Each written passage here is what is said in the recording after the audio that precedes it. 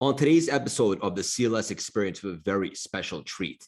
He was born with no legs and one arm and knows no limits. He's one of the most inspirational keynote speakers on planet Earth. He's a best-selling author, internationally known bodybuilder, wrestler, fitness model, entrepreneur, and worldwide sensation. He had a 30% chance of surviving birth, and he didn't just survive. He's thrived and impacted millions of lives. The biggest disability you can have is a bad mindset, and his is absolutely bulletproof. He's just an overall juggernaut in all facets of life and a phenomenal human being.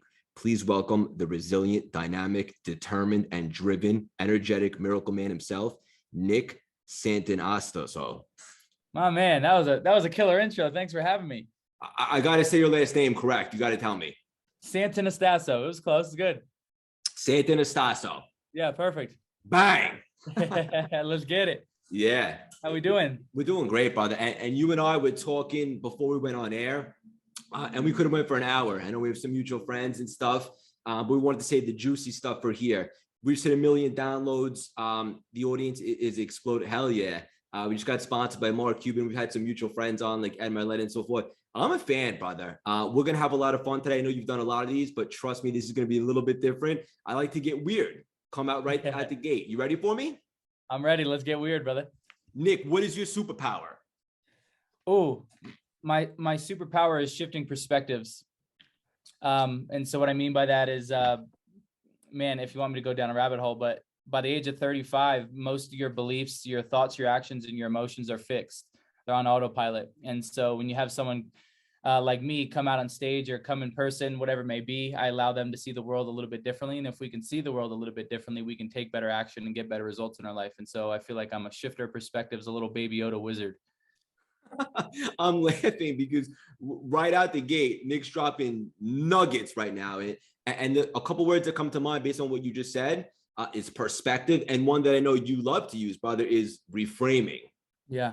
Reframing's key, right? So there's 3 things that make up kind of your emotional state, but one of the main things is the language and the meaning that we give things. It's really massive, right? And so, by the way, a lot of the things that are holding most humans back is unconscious. They're not aware of it, right? So when you're in your business and when you're in your life, you're in the forest, you're in the trenches, you can't really see things. So for example, like language and meaning, for the majority of my life, I'm 25 years old, but probably for 25 years young. Yeah, 25 years young.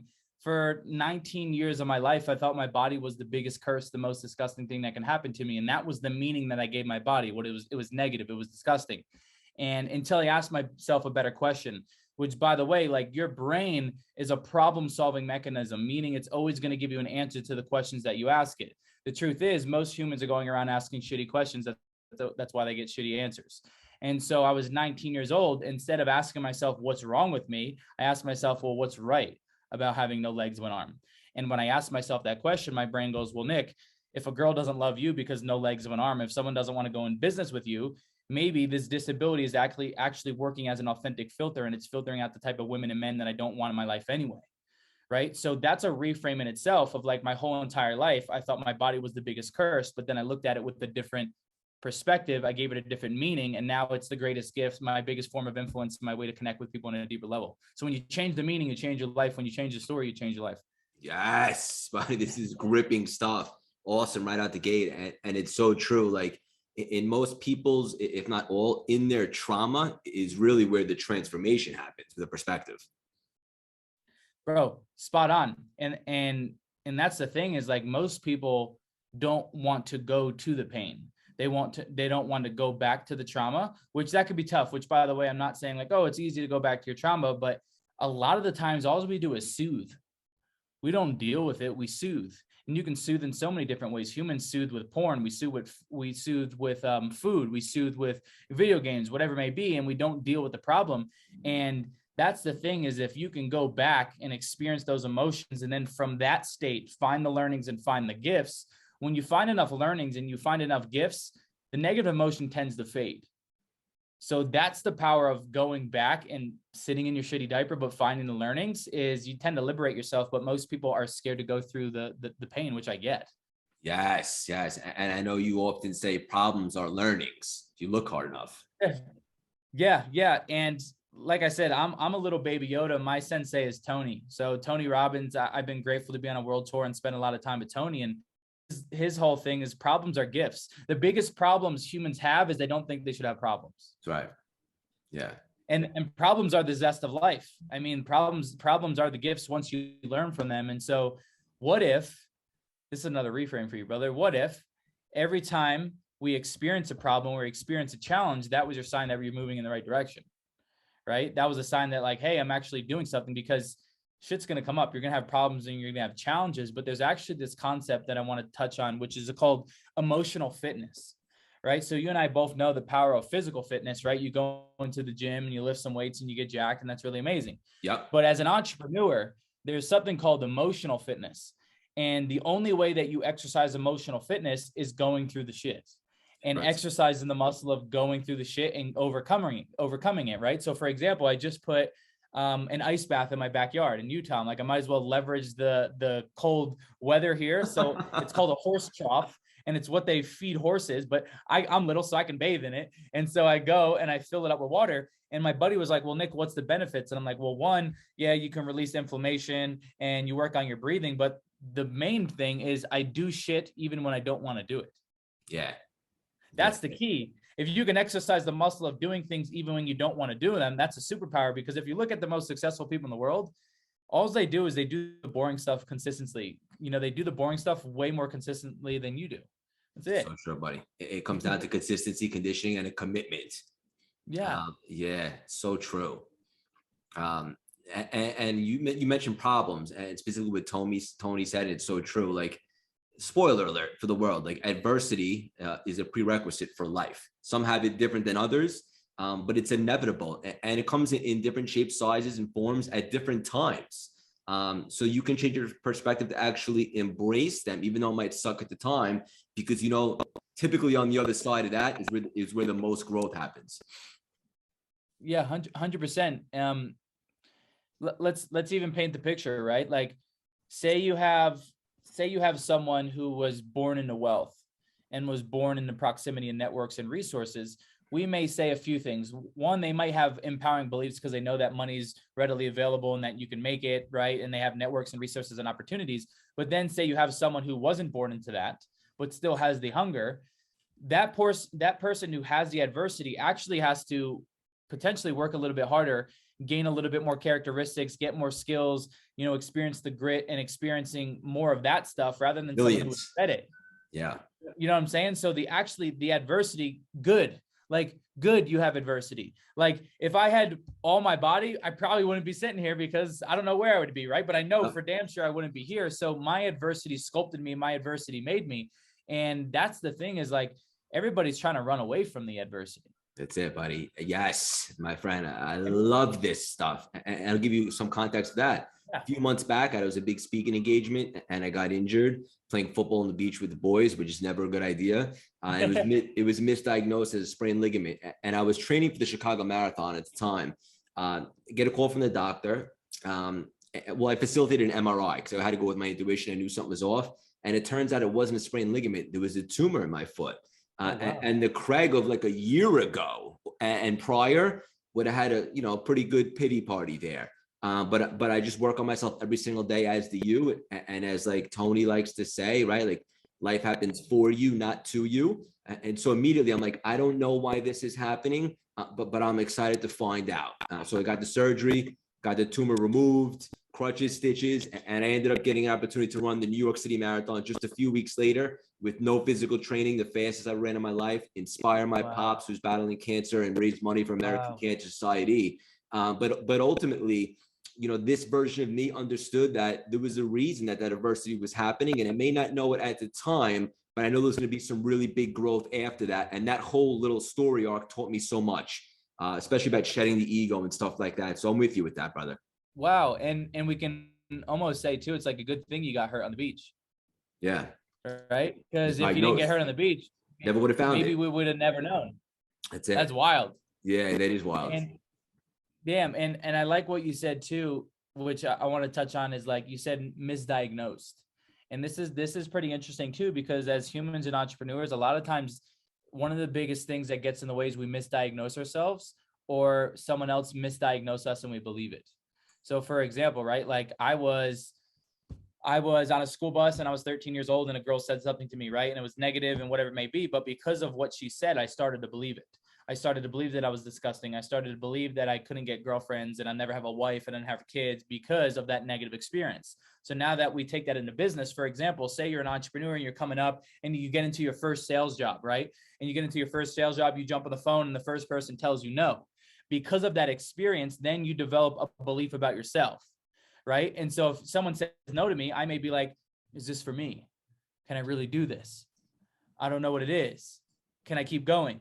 And that's why I say most humans aren't persistent enough to get the results that they want. So they get the new belief about themselves. And so the truth is, y'all misdiagnose yourself. Those that are listening, like someone told you along the way that you weren't good enough and you believe that shit.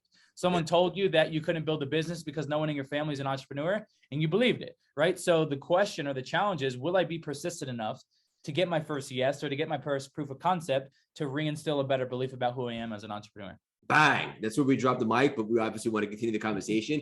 And it's so true. Just to add a little bit to that, like anyone that has those limiting beliefs, like spoiler alert, you weren't born with those. So in Nick's case, it was a girl on the school bus, whatever the case may be, but we cultivated them over time, whether it's our family, the news, the media, whatever the case may be. And as soon as you become aware to realize that you cultivated that belief over time, you can also get rid of that and implement more positive thoughts to create more empowering beliefs and so forth, right? Yeah, absolutely. Because that's the power. Remember, I said most of the things are unconscious. So if we put a spotlight on something that's unconscious and make it conscious and aware of it, now we can strip power away from it, right? But we only know what we know and we only know what we see. That's why having a coach or a mentor, is one of the most powerful things, because like I said, you're in the forest, but if you have a coach or a baby Yoda floating above the forest and I'm like, hey, there's a lion over there. Hey, don't go over that way. We can see things that you may not see because you're in your life. And we can point out your subconscious patterns that are really bullshitting you that we can call you out on. Yeah, this is gold. This is tremendous. I'm going to ask one more weird one and then we'll hop around a little bit.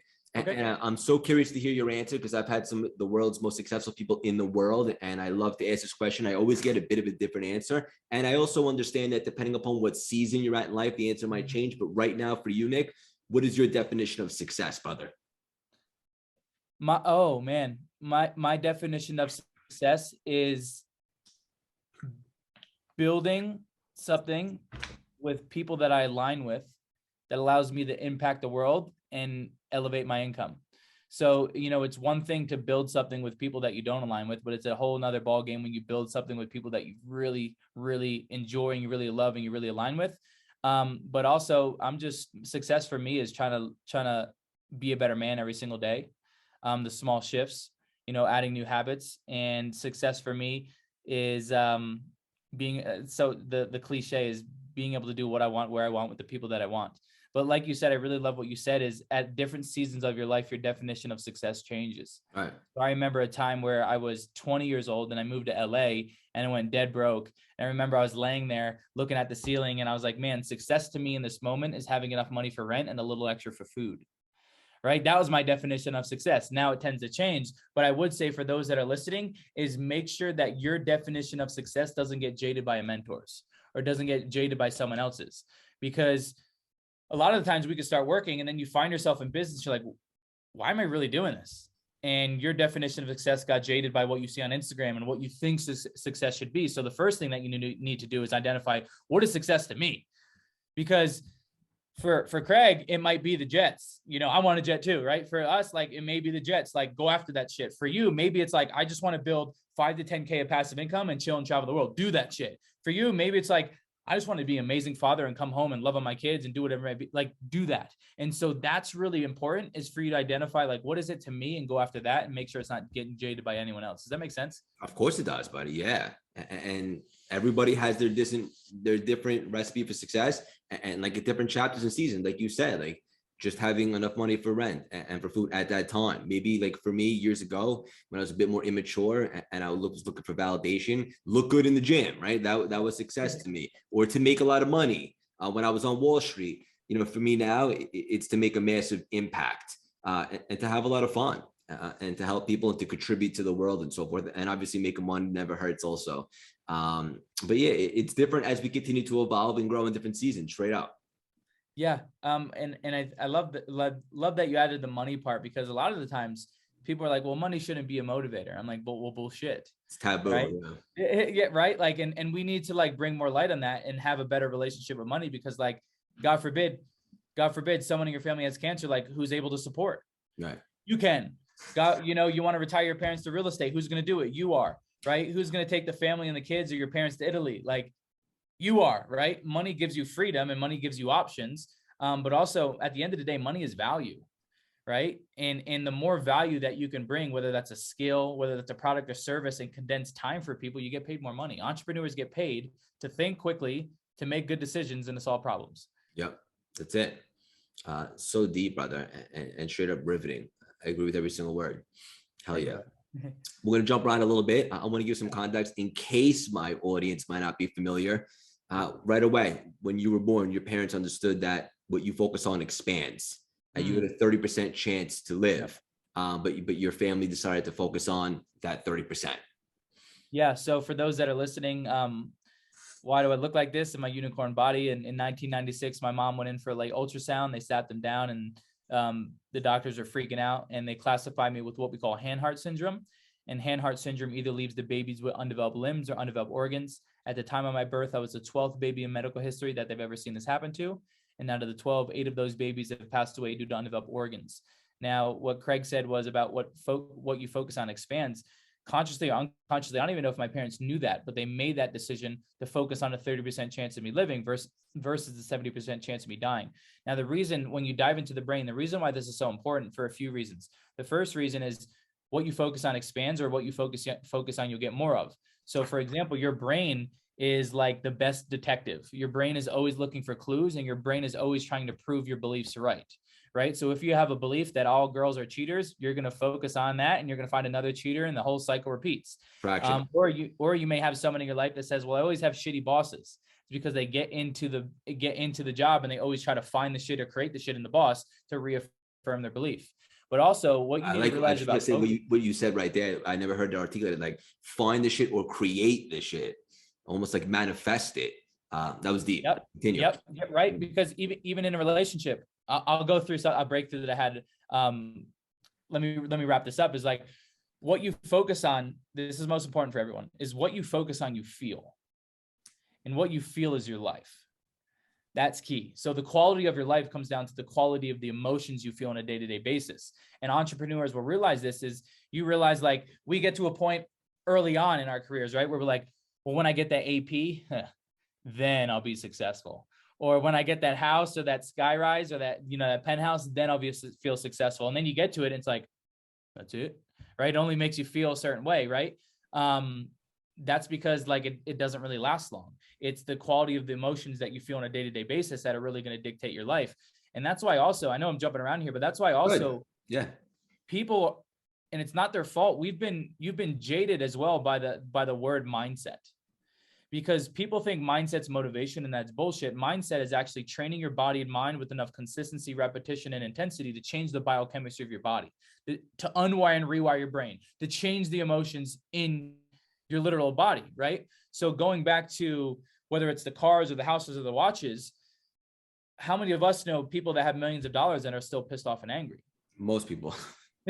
Right? And then you go to a third world country and you see a kid kicking the can and he's happy, and you go, what did I do wrong in my life? Who's really rich? It's the kid that's happier than you are, and he doesn't have shit because he's happy regardless of what. He's masters his internal world, whether he knows it or not.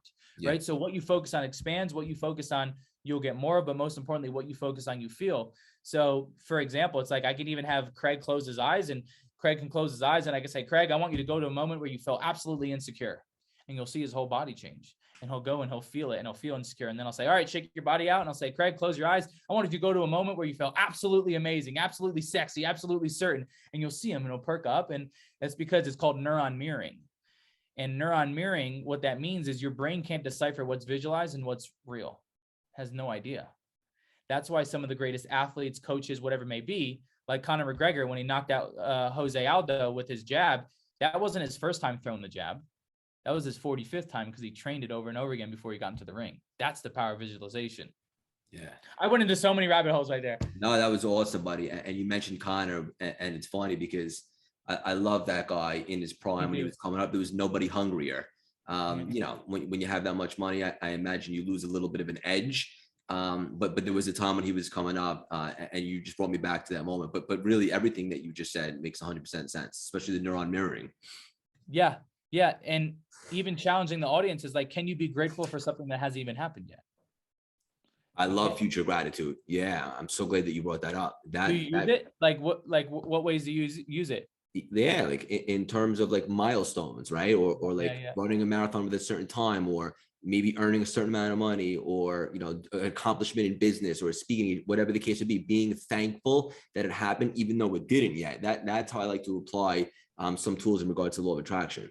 Yeah, that's key, right? Because if we can feel it before we even have it, time just hasn't caught up yet. That's it. Yeah. And it's so crazy. People are like, that's the thing, bro, is like, people are like, does this really work? And the truth is, I'll give you all the tools. Most people won't use them. It's all about execution. Nobody's going to use them. They won't use them, right? So it's wild. So make sure when you're listening to this is like understanding that knowledge is potential power, but the real power comes from implementation, like the action. Don't be that guy that takes notes and then puts that shit on the shelf and never sees it again. You're wasting both of our time. Yeah. Talk about alignment. I was speaking to my membership yesterday to about 300 people. And I was just saying, like, you know, I could tell you exactly what to do to start your coaching business or become a speaker, all this stuff. 1% tops is going to actually apply it. It's all about the execution. Most people, like you said, knowledge is potential power. Crazy to me. Yeah. And why is that? Why don't they take action? I think, right, it comes down to psychology. Like, can I really do this? I'm not Craig. I'm not Nick, right? Can I really do this, right? So, you know, I have 3 C's that I really base my foundation of success on. It's really just coaching, consistency, and community, right? So coaching, making sure I'm learning from someone who has the life or the results that I want, who's way richer and smarter than me. That's why I'm only 25 years old, but I have the success because I learned from people who are richer than me, right? The other one is consistency, like you said, is like, shit, if you can't commit to going to the gym for a few days and you break that promise, good luck in business, right? Ed talks about it. Our good buddy Ed talks about self-integrity. It's like, I firmly believe confidence and self-worth is the foundation to your success because you'll never make more than you think you're worth. Correct. Perception. If you think you're worth $5,000, if you think you're worth $5,000 a month, you're capped, right? If you're worth 25K a month, you're capped, right? So whatever it may be. And then the third C would come down to community, which is really the game changer for a lot of people, because I would say that if you don't evaluate your circle, I could probably guess that about 80% of the people in your life are pulling you backwards. Now, people like you and I, we're constantly evaluating our circle. We're constantly evaluating who's pulling us left and who's pulling us right. But the hard part about this is, like you mentioned earlier, sometimes it's the closest family and friends that don't understand the vision, and you can't accept that, right? So they don't always have to understand the vision, and you don't always have to take their advice. And mommy's best intent isn't always your best intent, right? I would say often it's like that, if I'm being honest. Yeah, big pattern, right? Yeah. So even elevating your standards of those that you hang around with. And the truth is, you hang around people who are fat and lazy. It's only a matter of time before you become fat and lazy. The cycle repeats, right? And so elevate your standards, elevate your peer group, elevate your life. Yeah, bang. And also, like, be very intentional with that. Like, and also, like, people who hire coaches and mentors, like I always say to them, like, do what feels good to you. But ideally, you want to see, is that person living a life that I would like to live? Do they have meaningful relationships that I would like to have? Like, are they doing stuff that I would like to do? If the answer is no, that should be your answer right there. Yeah. Yeah. And like I said, that's how we go further faster. Like, if you want to go further faster, you find someone who has the life, has the results, and you model them. They help you expedite the journey. That's why people are like, well, how are you a great speaker? It's like, well, I studied the guy who's been speaking for 45 years. Worked alongside him. Yeah. And just like that is a skill that you could develop. So is confidence. Yeah. All skills. Right. And that's the thing. Like, there's the part of psychology, but understanding that, like, if there's a skill out there, understand that you can acquire it. Right. And to break down, really, to go into a little nerdy brain stuff, is there's 3 brains. You have 3 brains. You have the thinking, you have the doing, and you have the being. Right. So the great analogy is, like, we all remember the first time we got into the car, we were going to drive a car. Right. So you get into your car and you're like, holy shit. And you're like checking your mirrors and you're putting your seatbelt on and you're like, how do I put this in reverse? Right. And then you did it. And then you did it with a few reps. And then next thing you know, you got in your car, you put your seatbelt on and you put it in reverse and you're driving and you're slapping your leg and everything's great. Now what do you do while you drive? You do shit that you shouldn't be doing while you're driving. You're reading a book or you're sending text messages. But why is that? Is because you did it with enough repetition that you went from thinking to doing to being. It is you. It's as you. It's in you. And so that's the same thing for sales. That's the same thing for communication. That's the same thing for leading. If you do it with enough repetition, it becomes you, and you have that unconscious competence where it's just in you and you don't have to think about it. Comes second nature. That's right. Yeah. This is awesome, buddy. I knew we were going to hit it off and be aligned, but this is even exceeding my expectation. It's amazing. One of the other things that you talk, and I'm pulling out all the Nick hits right now, because I think we can go through the whole journey, but I think your story is very well documented, and we could always get you back on a sequel. But I think that what's most valuable to the audience, brother, is some of these conversation pieces. I think that's what's really going to stick with them. You talk about stacking thoughts. I think that's awesome. Yeah. So humans stack thoughts in positive ways and we stack thoughts in negative ways. The truth is your brain isn't designed to make you happy. That's your job. And your brain is only designed to keep you alive. That's why it holds you back to do a lot of things. It just wants to keep you safe, right? So for example, it's like we've all woken up on the wrong side of the bed. If you wake up on the wrong side of the bed, you start to stack thoughts in a negative way. Your brain finds everything that's wrong with the day. Oh, the weather's shit. Oh, I got to go to work. Oh, the dog pissed. And it's just like stacking and stacking and stacking. It's unconscious. You're not aware of it, right? So all we're really doing here is pattern recognition. Is becoming extremely aware of the patterns so we can strip power away from them. So that's how you stack thoughts in a way. How do you get out of that? Is you stack thoughts in a positive way, right? And this is where gratitude comes into play. But going to moments like, what am I grateful for? What are wins in my life? How do I stack my wins? How do I go to another moment? And you'll notice, and Tony does a lot of this, is like, go to another moment. All right, what's another moment? What's another moment? And you're stacking the emotions. You're stacking and stacking and stacking until you feel this overwhelming sensation of gratitude and appreciation. And my friends that are listening, gratitude isn't fairies and unicorns. Gratitude is actually the most powerful emotion because it's emotionally impossible for you to feel grateful and sad, grateful and stressed, grateful and anxiety at the same time. Right. It outweighs all the negative emotions. But also, when you operate from a emotional state of gratitude and joy, you find solutions quicker. You make better decisions. You're in a better frequency. Send better emails. Yeah, because we all know we've always sent a text message or an email when we were pissed off and said, shit, I wish I'd never sent that, because you acted based out of your head and not your heart. Yeah. Right. Yeah. This is it's awesome. And also I've heard you talk about this, and it's so true based on what you were just saying. You can become addicted to emotions. Oh, yeah. Yeah, you can become addicted to emotions. So for example, what we focus on, we feel. So I can have Craig close his eyes and I can go, Craig, go to a moment in your past that you felt confident, right? And he would feel that. But a lot of times we don't go to the positive. We usually go to the negative. So say it was a death in the family, or it was a divorce, or you got cheated on. You don't only relive that once. Humans like to relive it over and over and over and over again. And they focus on it and focus on it. So actually you become addicted unconsciously to specific emotions because what you focus on, you feel, right? So we call this an emotional home. So your emotional home is a place you go to where things don't go your way. It's your home. It's where you feel safe. It's where you go to and you're addicted to. So for example, for those that are listening, may be asking, well, Nick, how do I identify my emotional home? Well, I would ask you, how many times a year do I experience anger? Is it once a year? Is it once a month? Is it once a week? Is it twice a week? Is it once a day? And I can go through the sequence of emotions and you would identify, wow, I feel anxiety like 5 times a day. I feel stressed like 5 times a day. That's your emotional home, right? And so now you know where you go to when things don't go your way, and you need to strip power away from that. So by the way, other than like disorders and stuff, when it comes to anxiety, stress, and anger, it's self-induced on what you're focused on. Always. So true. You're focused on something that's wrong, or you're focused on something that you can't control, or you're focusing on something that you don't have, which makes you feel inferior. And then when you feel inferior, you don't take action and you get shitty results in your life and you wonder why you're where you are. Yeah.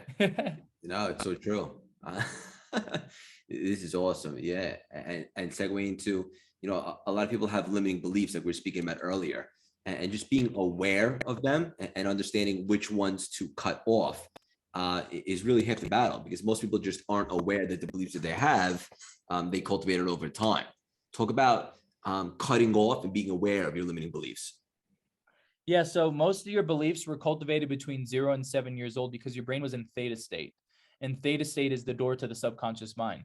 And I want people, when you're looking at the mind, right, I want you to think about your conscious mind as the tip of the iceberg, and your unconscious is like everything that's going on underneath that's really running the show. Your unconscious is really running the show. So most of your beliefs were cultivated between 0 and 7, and it's because you were a kid and you were very suggestible. Now, a few things happen when you're a kid. The first thing is you think everything's your fault. So for example, your parents get divorced, you go, what did I do wrong? Mom and dad aren't happy. What did I do wrong? And part of you blames yourself for the reason why your parents are divorced. The other thing that we think as a kid, which is such bullshit, is we think adults have their shit together. And it's totally not true. Even me and Craig, we don't have our shit together. This is Earth school. We're just figuring out day in and day out. We're just learning as we go.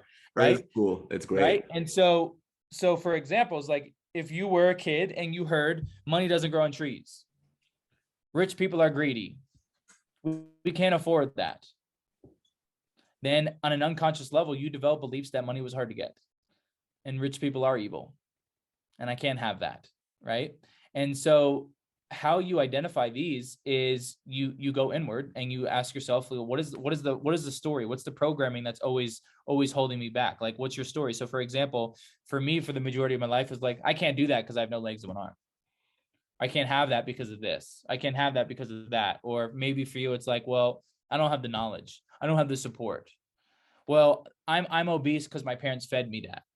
Right? Or I'm this way because of that. And this is where we all know the law of cause and effect, but I'm telling you, most humans leverage the law of cause and effect in the wrong way. And what I mean by that is we're using the law of cause and effect in the wrong way by reinforcing our victim mentality. So cause and effect, right? Because of this, I'm this way, right? Because Biden's in office, I'm unsuccessful. Because I grew up in the ghetto, like this is how I am. And what you're doing is you're casting blame on something else and you're not taking full responsibility. So when you take full ownership, whatever word you want to use, ownership, extreme ownership, whatever it may be, you go from cause and effect to causing the effect. Now for coaches and people that coach people on a day-to-day basis, if you can get your clients to understand and shift from cause and effect to causing effect, then they take ownership and accountability. And the only reason why they are successful or not successful is because of the very actions that they took. And when you take power back and you don't let any other thing play the blame game, now you have a superpower. But do you see how most people use cause and effect in the wrong way? They're like, well, yes, because of that, it's this way. And because of that, it's like the victim mentality. Yeah. Yeah. And that's the thing. In this day and age, when you play victim, you get stars, you get claps, you get love, you get comments, you get followers. Such bullshit. Right? But I want to let you know that victims don't win long-term. You win short-term, you'll get some short-term satisfaction, but you ain't win long-term. So you choose. And that's what we do here, right? Victim to victor, victorious, making people superhuman is like liberating themselves from the shit that doesn't serve them, taking full accountability, and then doing the inner work so they can strip power away from the things that don't serve them so they can have a life. Yeah. I love that you said that. I try to take accountability for literally everything. Like even if somebody on my if it's not my fault. Exactly. Yeah. Right. That's what leaders do. It's like, even if it's not my fault, it's my fault. And I'm going to find a way. Like, that's what true leaders do. And that's a muscle that you exercise, a skill that you can cultivate. Yeah. I'm laughing because this is just straight up awesome. Another thing that you said that really hit home with me, because I see a lot of people struggling with this, is that change is in fact hard, and in regards to overriding your software. Yeah. Change is really hard. And the reason why change is hard is because a part of you needs to die and needs to let go, and you don't want to let go of it. Oof. And what I mean by that is a lot of the times, I think it's called secondary bias. I don't even know, but secondary bias, which what I mean by that is like, for example, it's like I work with entrepreneurs and they're like, well, when I'm angry, I think better. And I'm like, that's bullshit. It's not sustainable. That's just a belief you have. So you put yourself in an angry state thinking you're going to get somewhere, but it's not sustainable long-term. So they have a belief that thinks they serve them, but they don't want to let go of it. Right. So secondary bias is holding on to things, thinking they serve you, but they really don't. But change is hard because, like I said, your brain wants you to stay comfortable and wants you to stay the same. Right. So even I was saying by the age of 35, 95% of who you are is unconscious. And there's only 5% of your mind that's conscious trying to make a drastic change. So for example, it's like you may get fired up and say, oh, I'm going to start a business. And you may get a jolt of excitement. And then your unconscious mind goes, well, Craig, don't start a business because if it fails, your whole family's going to die and you're going to starve to death. Right? Or Craig will say, hey, I want to lose 10, 15 pounds. And your unconscious mind go, well, Craig, you won't love yourself 10 to 15 pounds anyway. Even if you're lighter 10, 15 pounds, you still won't love yourself. Right? So it's that voice, that bitch voice that's self-sabotaging. And for example, another thing that your brain will do is you'll go to start a company and your brain will go, you're just like your father. You're just like your mother. You really think you can build a business? No one in your family has ever done it. And that's your brain trying to self-sabotage master's growth because it doesn't want the unknown. It doesn't want the uncertainty. Now, if you're aware of that, then you can be conscious of all the override moments. So every time your brain says hit the snooze button and you don't hit the snooze button, you unwire and rewire a new neural pathway if you do it enough. Every time your brain says don't go to the gym and you fucking override, you unwire and rewire the new neural pathway. Every time your brain says don't go up to that hot girl because I'm scared and you do it anyway, you unwire and rewire the neural pathway. So those are called override moments, right? So in order to override, we just need to be aware of that voice that's trying to talk us out of growth and not listen to it, which it sounds very simple, but it's difficult. And like I said, change is hard. And if change was easy, everybody would have their yachts and their dream life, but that's not the case. Yeah. Is there a certain time frame for how many times you do that to and then rewire for it to kind of to be able to stick?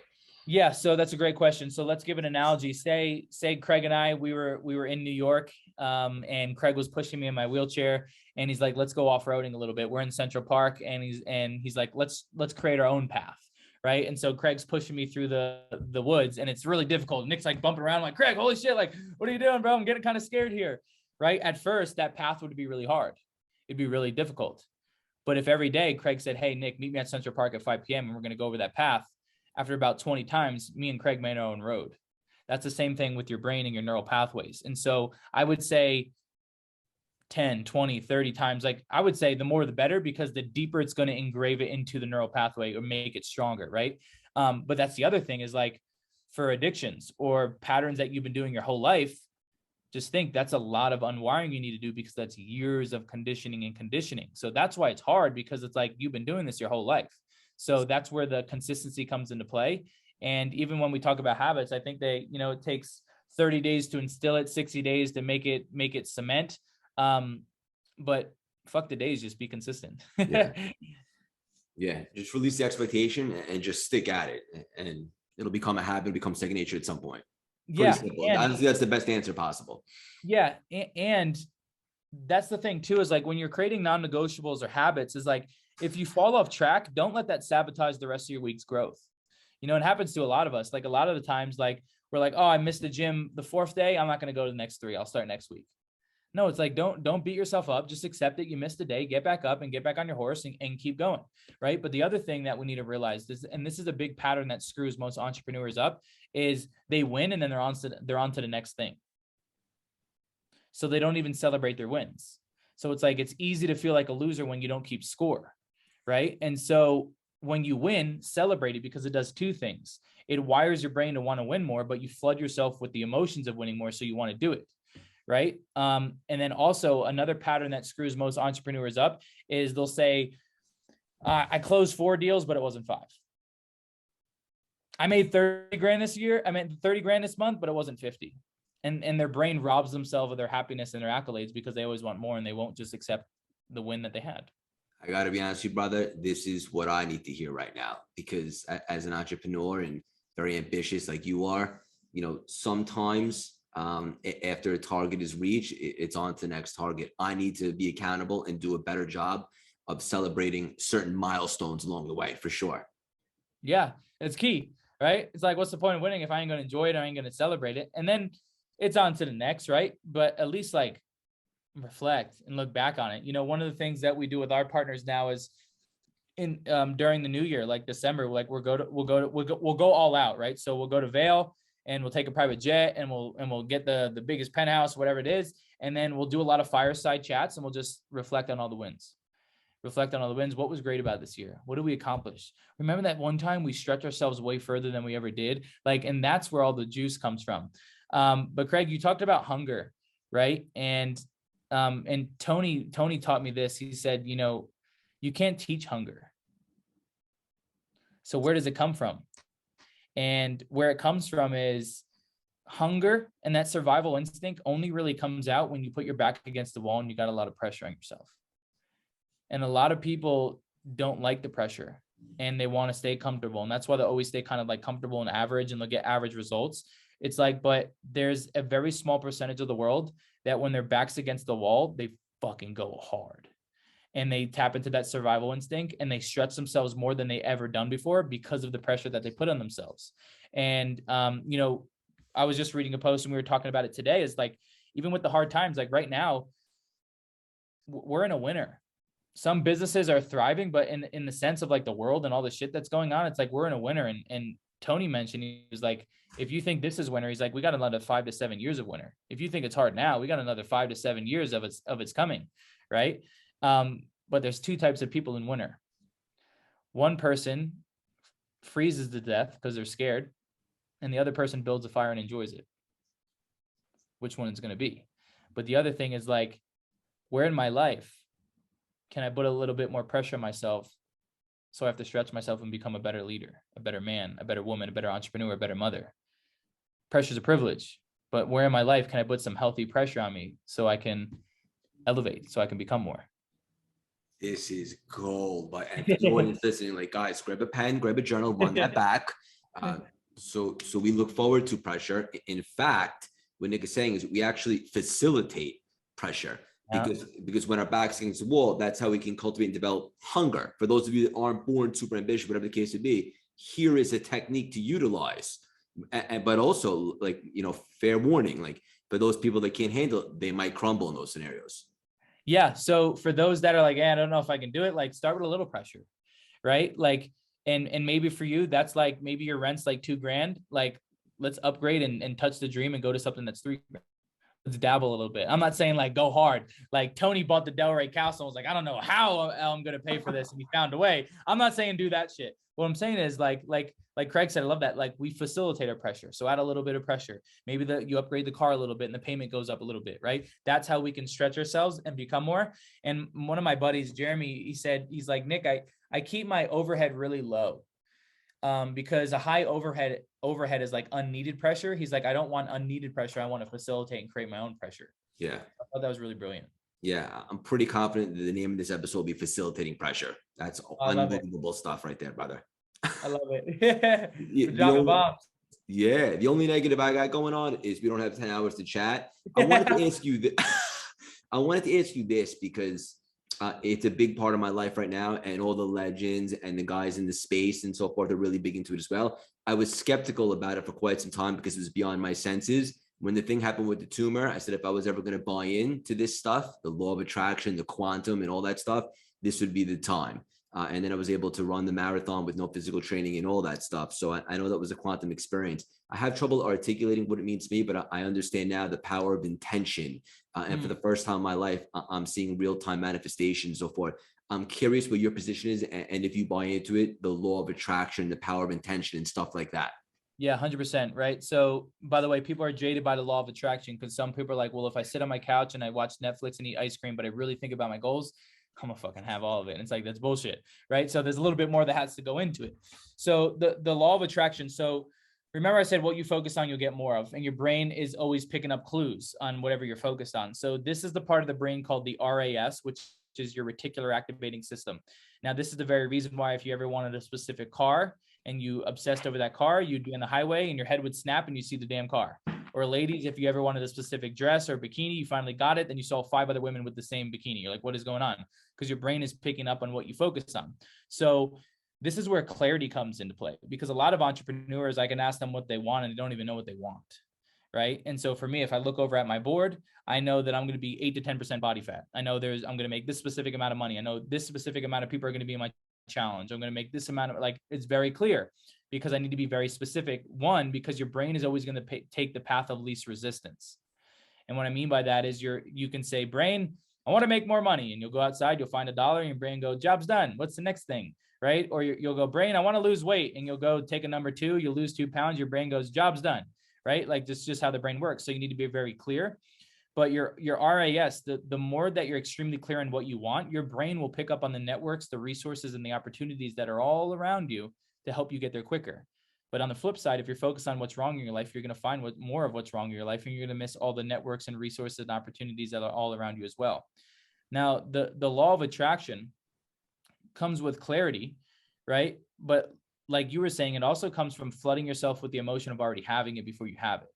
Because then you're telling your brain, it's like, I've already got it, or I deserve it, or I already embody everything I need to be doing, or I start becoming the man or the woman that it's going to take to achieve that very thing.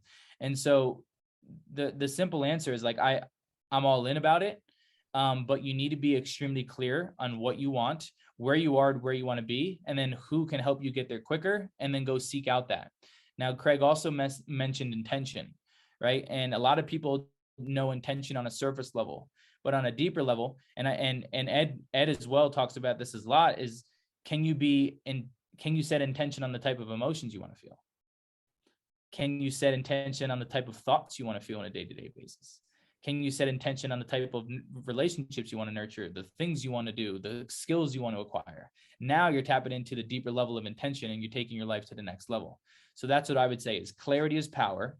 You have to be extremely honest in where you are and where you want to be, and then get extremely clear on like, what, I don't just want to lose weight. I want to be 8 to 10% body fat. I just don't want to make more money. I want to make 500K.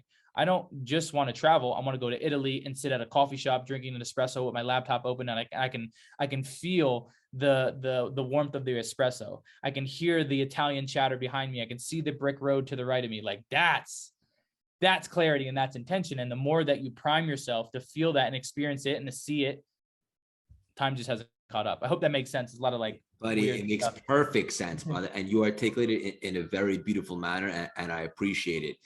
But it's so true. And one of the words that we use there is clarity, and being very specific about the intention, and then feeling, what it would feel like to have it. Because, and the movie The Secret and all that, and I've had, some of them on the show and become friends with John Assaraf. It's incomplete in the sense that, like, yes, you have to think it and believe it, but something that you touched upon today, which I think is actually the most important, is you have to feel it, brother. You have to feel yourself already having it. They don't talk about that enough. Yep. See what you saw, hear what you heard, feel what you felt, and now you're embodying it, and it's like you're there. It's just time hasn't caught up yet. So, and that's the power. Like literally, if people knew how powerful visualization was, they never go a day without doing it. Yeah. This is awesome, buddy. We'll land the plane with this. How often, I think I already know the answer, but specifically, how often are you working on yourself mentally? Yeah, this is a great question. So what we need to note is the more work you do on yourself, the easier it is for your brain to hide your shit. That's key, right? So the more work you do, the easier your brain says you don't need any more work. Oh, you already know that. You already do that. And the very belief that you think you know it all is the very belief that's holding you back from the next level of life, right? So I'm constantly working on myself, and I understand my brain. So for example, I'll end with this. For example, I'm a practitioner in NLP, which is like neuro-linguistic programming, the language of the brain. And one of my mentors, who's way smarter and wealthier than me, was like, hey, I have an NLP coach. You should let her do a session on you. I'm like, sure, whatever it may be. So I scheduled the session. And as the session gets closer, I see myself going, fuck, I don't want to do this. I think I'm busy that day. And that's my brain. That's my brain trying to say like, no, we don't need growth. Like, don't do it. Don't do it. And I know I'm aware of that. So I'm like, fuck, like now I got it. If my brain says don't, now I have to. And I go into this, and remember I said new eyes and new ears and new voices, so powerful in your life. And she was able to pick up on some subconscious language patterns. But the one thing that she picked up on, I want to share it, and we'll end, like you said, end the plane with this, is she said, Nick, the whole thing was like, my relationship with my girlfriend's amazing. Like it's so effortless. It's just so easy. And I just couldn't understand it. And so she said, Nick, she said, the pattern for you is everything in your life you had to eat shit for, and it was so hard. Getting on a chair, feeding yourself, becoming a bodybuilder, like having no legs, one arm, like your life is always hard. Like everything's usually always hard for you. And she says, does it always have to be hard? She said, the only reason why you're skeptical of your relationship is because it's not hard. And because it's not hard, you look for things that are wrong and you try to self-sabotage it because it's easy. And so she said, does it always have to be hard? And I started crying. I was like, no, it doesn't always have to be hard. Like a lot of things were hard in my life, but sometimes things are in alignment. Sometimes things just flow. Sometimes things can be easy. It doesn't always have to be hard, and you don't always have to eat shit. And so my pattern was, if things aren't hard, there's something wrong with it. Yeah. Change the game. This is awesome. Yeah, straight up. It doesn't always have to be hard. And what a breakthrough, right? And I imagine after that, some more things started to play out that weren't so hard, and then more things and so forth. Yeah, and being more accepted of things that come your way, because like we get skeptical, especially men. Like we always want to solve problems, and there was always something to fix. And it's like, well, maybe there isn't nothing to fix. Maybe it's just amazing, and we let it flow, and so it be. This is awesome, buddy. So much love and respect for you, Nick. And I've been watching from afar for quite some time. The thing that I'm most excited about personally is to build the friendship. And I just want to acknowledge you, like what a beacon of inspiration, brother. You're never a victim in your mind. You're so powerful. It's contagious. And you're impacting so many, specifically me. We just hit 1 million downloads. Like I said earlier, what's the best way for the audience to support you? Yeah. You can go to my Instagram, Nick Santonastasso. If you type in Nick Santo, I'm the guy with no legs, one arm, and a bunch of tattoos. Yeah,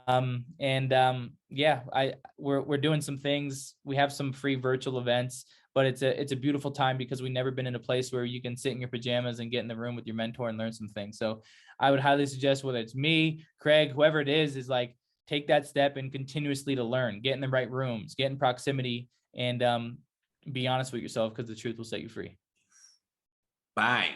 How can I personally support you, brother? Just keep being you, man. This is a great opportunity for me to just come on and share some light. Let me know if you're ever in Utah. I'll let you know if I'm ever in New York. And if there's ever a time where I can come serve your people, come serve my people. I just want to help. I just want to be a servant. Done, brother. This was a really good and strong conversation, and I feel a lot of alignment here. And I just want you to know you're the definition of resilience, grit, heart, determination, and perspective. You're making the world a better place by helping others power through adversity and change the meaning we give our story. You lead by example, you're a role model and beacon of hope for anyone coming up today with big goals and aspirations. I could personally guarantee your best is yet to come. Keep on spreading your wings and making your mark on this world, brother. So much love and respect for you. Thank you so much for stopping by and dropping these priceless nuggets. Thank you, brother. Sending love. Appreciate y'all. Yeah. It was a tremendous conversation, brother. Thank you so much. Thank you, bro. Yeah. How can I help you? How can I serve? Let's build the friendship. I'm speaking a lot now and so forth. And I pivoted from Wall Street in the beginning of the pandemic, and I went all in, and the brands exploded. I say very humbly. Rob Deere and Ed Milet have said they've never seen something like it in a short period of time, but I just genuinely love this stuff. This isn't work to me. I love this stuff. I left Wall Street for good. And the irony is I didn't do this for the money, but as you know, like when you step into real alignment, you do a really good job, the money follows you. So now I'm making more money than I ever made on Wall Street, which is cool. But I'm just looking forward to continue to grow, taking stages and make an impact. Yeah. Yeah. Well, like I said, if there's anything I could do, I pivoted as well. So before COVID, I was just a professional storyteller. I was really good at sharing my story, getting paid good money for that. And I was on the road about 80% of the year. And then we moved to Vegas because I didn't want to travel as much. And when we moved to Vegas, 3 weeks in, they shut everything down. So I lost like 7 figures just in contracts, just gone overnight. And because of that, we created a digital company, right? So funnels and coaching and mastermind and all that different type of stuff. So we've been around the block with formats of virtual events, coaching, mastermind. So if there's anything that you need to pick my brain on, we can always jump on a call and we can jam out and see what your structure is and see if I can share any insight. I would love that, buddy. Thank you so much. That's your cell phone? Yeah. All right. I'm going to text you in 2 minutes after we hang up. Okay. And also, buddy, likewise, like if there's anything I could do at all to support, and I have a feeling it's just the beginning of the friendship. I'm sure we'll do some more things for sure, but anything at all. And I'm going to tag you on Instagram and we'll definitely communicate there as well. Yeah. Thank you, brother. Appreciate you. Thanks for having me. And then, shoot me a text and then let's go from there. Cool. I'll text you in 2 minutes. Thank you, Nick. Bro. All right. Bye-bye. Have a good night, buddy.